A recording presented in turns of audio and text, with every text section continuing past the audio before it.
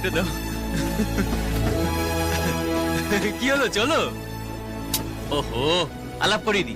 সে জানু আমার হবু বউ, and this is Rahul, my best friend. কিরে, এতদিন তো তুই পাগল করে দিতিস দেখা করা, কথা বলা, এখন হা করে আছিস কেন?